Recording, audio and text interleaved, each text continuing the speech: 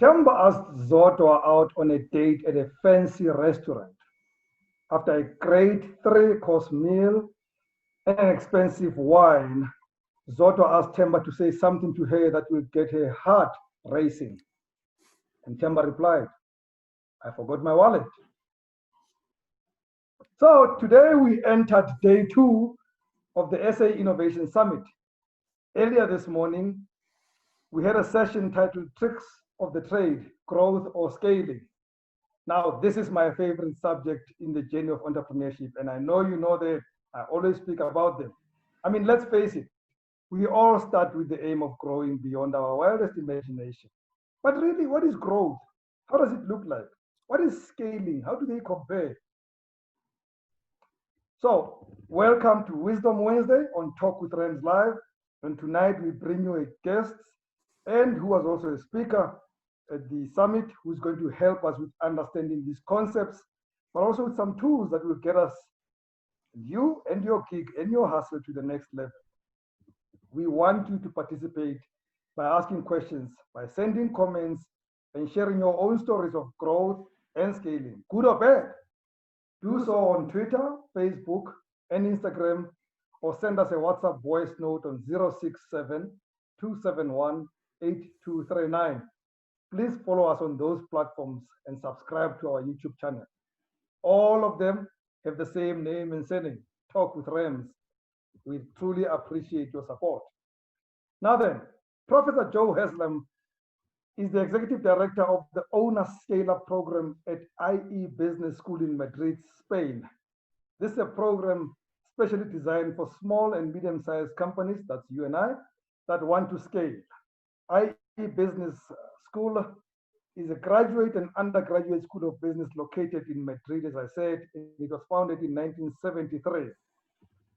Joe is my guest on Wisdom Wednesday and is joining me from Madrid. And thank God I can say good evening to somebody who can say good evening to me at the same time. Good evening, Joe. Good evening, Rams. Yes, we're in the same time zone, which is actually great because there's nothing worse than, some people are morning people and you're trying to talk to them with your lunchtime head, which is like, oh, I'm tired. But we are in exactly the same time zone. So it's great to be with you and great to talk with you. Excellent. So, Atletico or Real? So to prepare for this, we have this intellectual conversation about advanced business concepts, and then and the first thing you do is you tell a joke, and then you ask me about well, I'll tell you one thing: at least it's not Barca or Madrid, okay? Because our Cristiano and Messi. But yeah, it's funny how I'm talking from you to quite near the stadium. So, it's a very much the pulse of this city runs based on how well these football clubs are going. When these teams win, everyone is happy and everyone says yes to everything. And when these teams lose, nobody does anything. Everyone is sad and depressed. So it is an important question to know, I guess, which between the two is, I'm more of an Atleti guy, but okay. I'm more of a Simeone guy, In other words, I like the Simeone, I like Diego Costa, I like now they have Luis Suarez, Yes. I like the hustler guys who get the job done. They get the ball into the net, and those are my kind of people. Whereas the Real, brilliant. It's beautiful, but it's not doesn't make you passionate, They buy success at Real. At Real, they buy success. At Atleti, they build success. Yeah. I love Cholo. I love Cholo Simeone a lot. But thank God this is a live interview, because if it was pre-recorded, I would be cutting you off. I'm a Barca fan. But let's move on. Okay, where's my manager? This wasn't in the contract. So growth and scaling. Before we even deal with the concepts, let's first talk about startups. In the simplest of terms, when we say startup, what are we talking about? Okay, that's a great question. And I'll tell you why it's a great question, because I speak to a lot of people who tell me, oh, we have a startup. And I say, okay, well, tell me what a startup is. And they're like, well, you're an entrepreneurship professor. You know what a startup is. And I said, well, I know, but do you know is the question. No, no. And a startup is a search for a repeatable and scalable business model. And so, it's more like a kind of, it's almost like a temporary creation in order to search for these things. So anything you're doing that is not searching for a repeatable and scalable business model is not a valid exercise. And the mistake too many people make is they start to behave like a large company instead of, something that's nimble and is in an experimental mode. In fact, a business plan should be just a list of experiments, a list of kind of, I have this kind of feeling that more women want to play video games, or I have this feeling that more men want to dress in pink, or something like that. And all you do is just experiment. And that's what a startup is. And people want to embrace looking like a business because they think that's what makes them a business. But actually, that's one of the biggest mistakes you can make. You're an experimental machine. That's what you are. That's what a startup is. Is that one of the reasons, and I also want to ask you in food, why then do startups fail? Is that one of the reasons because they experiment and they have room to fail? Well, here's the thing, right? So, what's crazy is to spend 4 years in a startup and it fails, and then you still don't know the reason why it fails. And that happens to me a lot. I mean, I often say, let's not get into talking about marriages and women because, as well as football, that's probably something we could start talking about. But it's like someone's marriage breaks up and you say, well, where did it go wrong? And they can't tell you exactly why. But many startups, it fails and they can't tell you why. And the reason is all startups fail because they don't find a business model. Okay. So if you find a business model, then you'll be successful. And if you don't find a business model, then you start arguing with your co-founders, or you start, you blame competition or you blame something else. But essentially, once you find a business model, then you have something that works. And by that, I mean, you put X in and you get X plus Y out. So that's, really all you have to do. So all companies fail, irrespective of what they tell you. The reason they fail is they don't find a business model. In other words, they don't get more out of what they put in. And it's very simple. I mean, so it's amazing. People are unable to tell me what a startup is, and then 4 years later they're unable to tell me why it failed. But such is life. Up to what age am I a startup? I mean, do I still consider myself a startup 5 years down the line, or is it determined by revenue, determined by size? What determines my graduation from startup to something more solid? I'm going to answer that question, but before I answer that question, I'm going to say something because in case we never get to say it, which is to say that the most important thing is that the average age, right, of a successful entrepreneur is 45. Okay. So it's not a young person's thing. Actually, young people are not great at startups. They lack the business experience. They lack the life skills. They lack an ability to read people, to trust people, all of those things. So it's one of the things that when I give speeches, often you see people break out in tears because they kind of thought their moment in life had passed, and I kind of go, not a bit of it. I've started 6 companies, and I'm only now do I actually really understand what I'm doing. For most of them, I just got there by sheer force. So I wanted to make that point for your listeners, that any listeners who are in their 40s, they're just coming into bloom. That's exactly the right time. Okay. So and there's loads of statistics and data that back this up. So that's the first thing I wanted to say before I get a chance. Now, the second thing is that when you ask me about what a startup is and when you move from being a startup to a scale up, well, generally the idea is that I mean, these are like, again, academic notions, but more than 10 people, Like the vast majority of companies never get past 10 people. It seems in ways like it's not an amount of people, but that's actually true. And we kind of talk about $1 million now. $1 million it depends on kind of what currency. It's just a kind of a figure that picked out, but generally 3 years of consecutive growth by more than 20%. Okay, so maybe I feel as if I need to write these things down in a whiteboard, but those are sort of the indications. There's never a hard and fast thing, right? So, Yes. but more than 10 people, 3 years of consecutive growth by more than 20%, or more than $1 million. You can change that into rand or whatever you want, but generally there is something about having 7 figures that makes you think, okay, this is something that's going somewhere. About putting a whiteboard on the screen. Don't worry, Joe.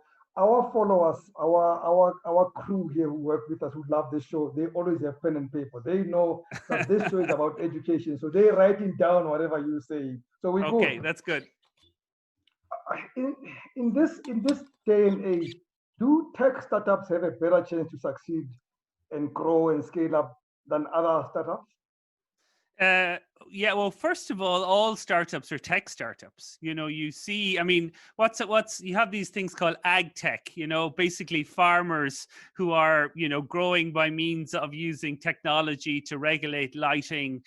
You have drones that are working out crops, So, we are talking on technology right now. We are not meeting, so everything is a kind of a tech startup. So but what I will make a kind of a differentiation of is there's a difference between linear technology and exponential technology.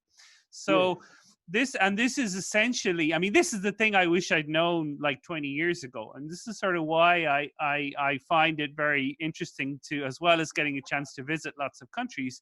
But one of the things that I wish I'd known, which is there's a huge difference between something that's linear and something that's exponential. So something that's linear grows 2, 4, 6, 8. It's a sort of a steady growth, okay?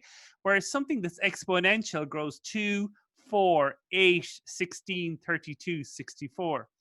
So what you find is that in technology, you have a much better chance of growing exponentially than you have of growing in a linear way. Because you can't make chickens grow any faster, or at least I don't think you can. Maybe you know how to make a chicken grow faster, but I don't know how to make a chicken grow faster. But you can make a computer program grow faster, It's because it's an exponential factor.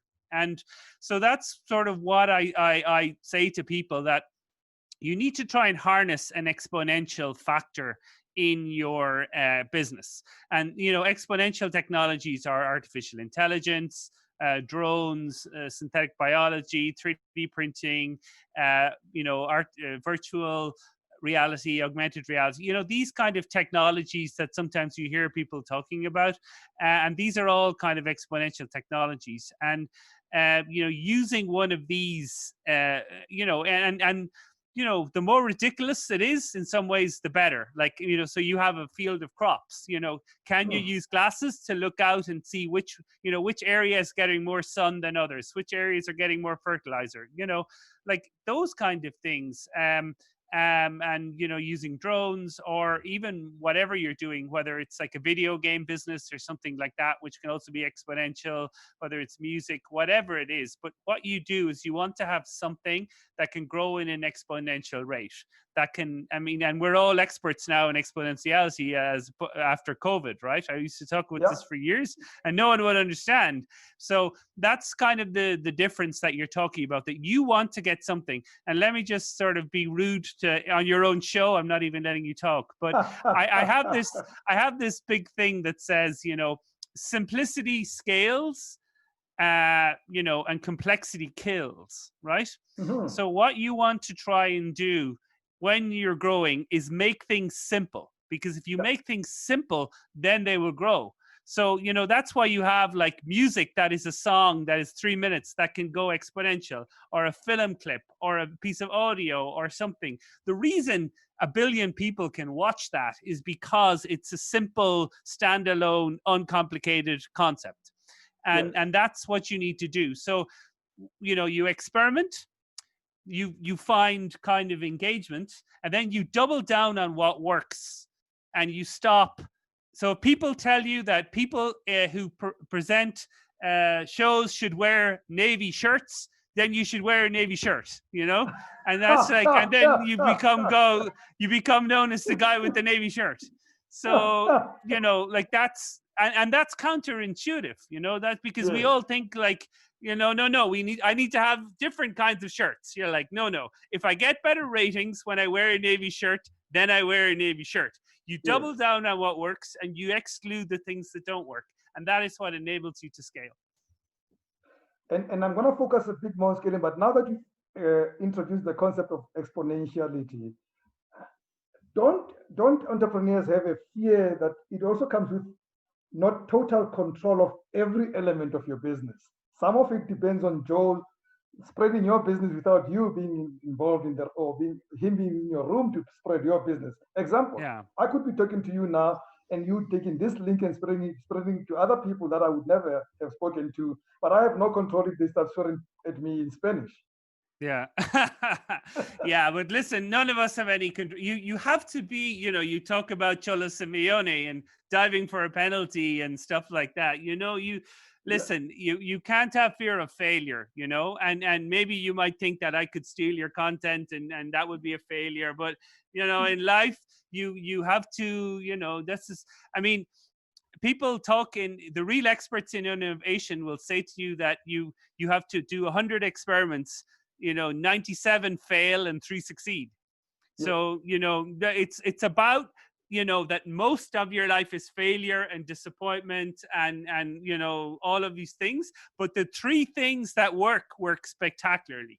And that's the mindset you have to have, which is that, you're going to have, you read your comments and people might say bad things, but the people that say, I love you, I want to marry you, have my children, like it's a sort of like, just, they don't just say like, he's boring or whatever, but, and that's what that's what causes you to react when you get like that. The engagement you get is intense engagement, rather than, whereas the hatred you get and the criticism and all of that is, that's gone. That's just something somebody says. And that's sort of what gets, but you can't be afraid to fail. I mean, if you're afraid to fail or afraid that somebody will do something, that's just part of the word. And the other thing, of course, is that I always work with 2 other people. One is the guy who collects the money, and the other is the guy who deals with people who do bad things to me. So I always have, like, everyone should have somebody in their life that fixes their problem. So if anyone does something bad to me, I have somebody who can go have a quiet word with that person so they don't do it again. So it's always good to have one of those people in your life. I am not going to belittle anything you've said so far, but this is the greatest advice. I'm grateful for this one. I'm getting myself somebody to deal with bad people around me. Thank you for this.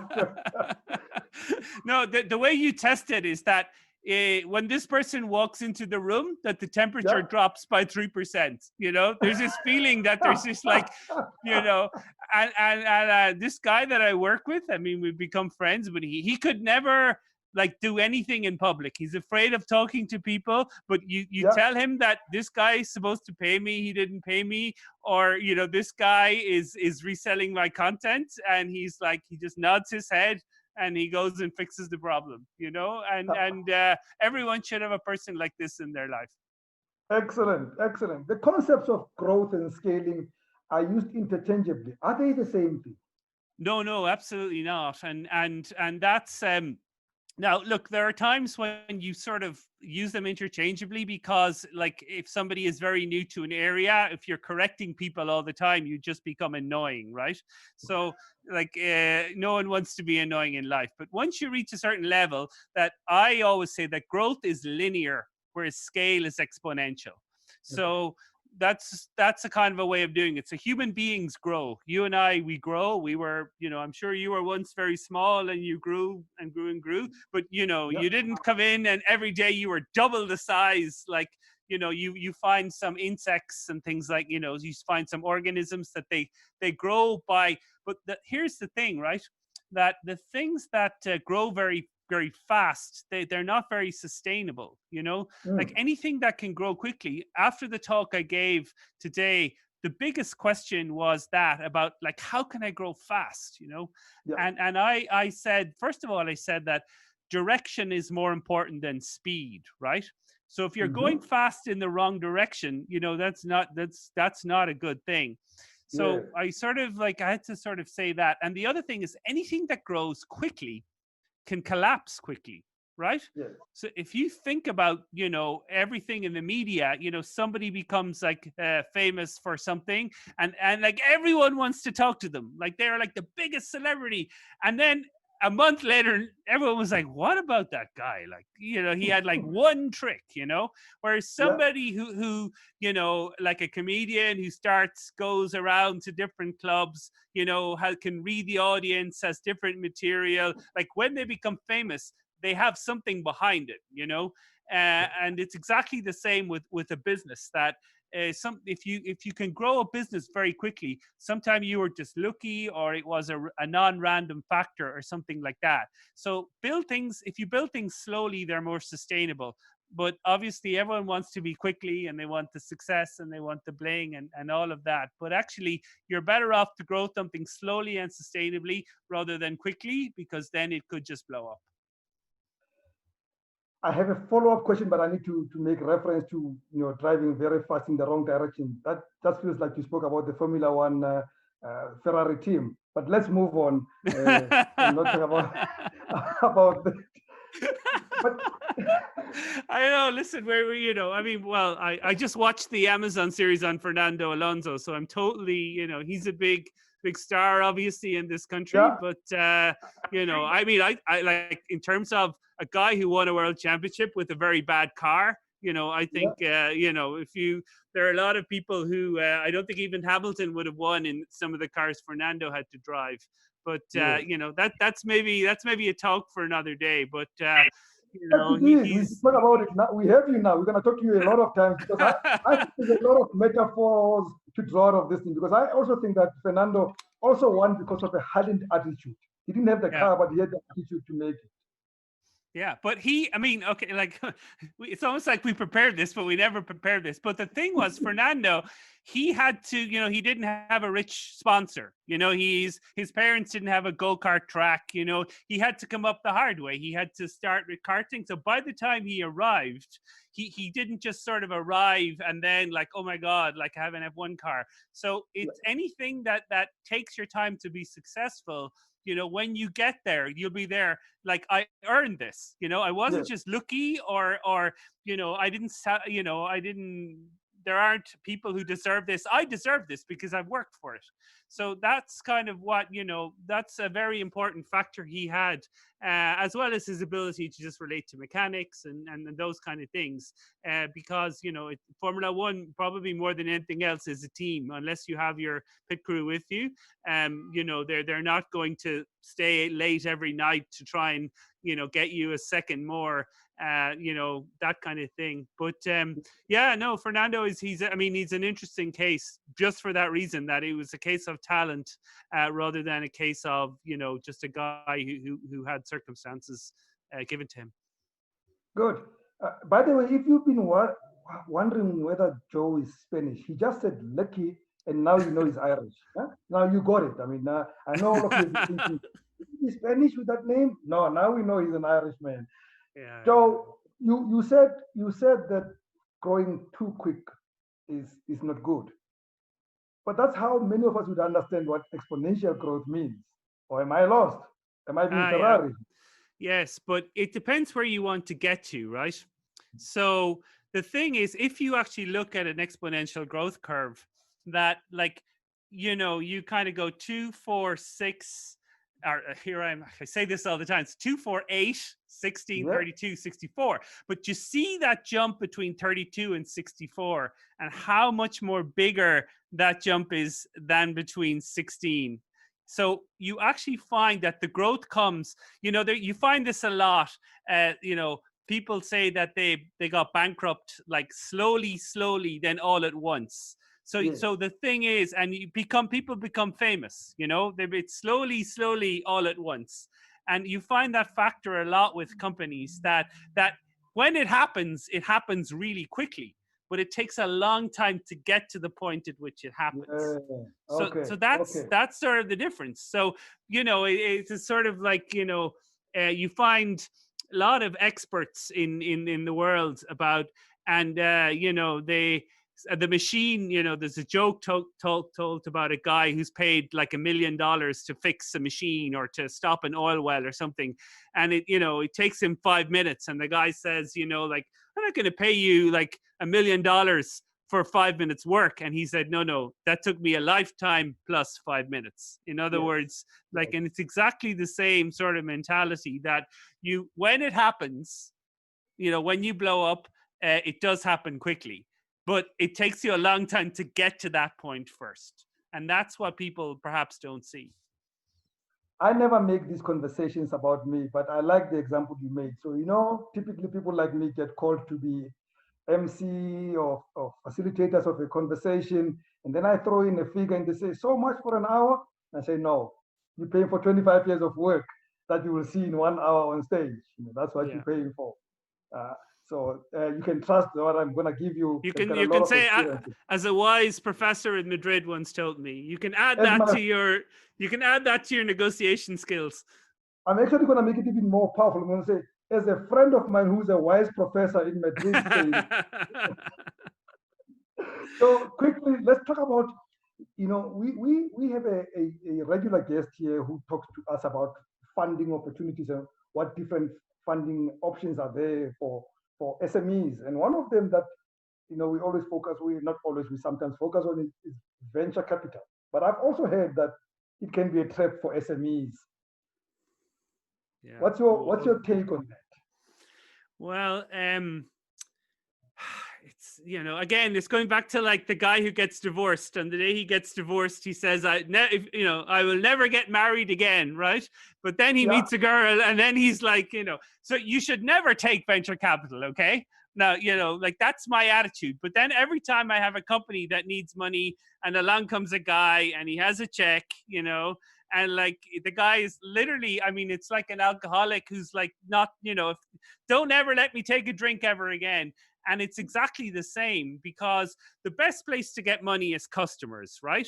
Okay. So, you can write that down all the time you want, and also it's a very good way of validating that your business is delivering value. Okay. So, that, and the vast majority of companies never take venture capital, but, we've kind of got it's a sexy story. The magazine's guide, when they're interviewing you, they'll always say, so how much has your business raised? Or it is sort of seen as being a validation. You start to think, like, oh yeah, these external professional money managers. But a lot of the time, these guys don't have a clue. They're bankers. They've never set up businesses themselves. They look at the number and it seems right.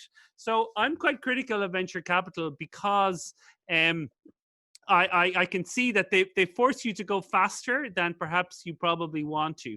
And so, but then I also understand that sometimes you need money to pay salaries and things like that. But the best place to get money is from customers.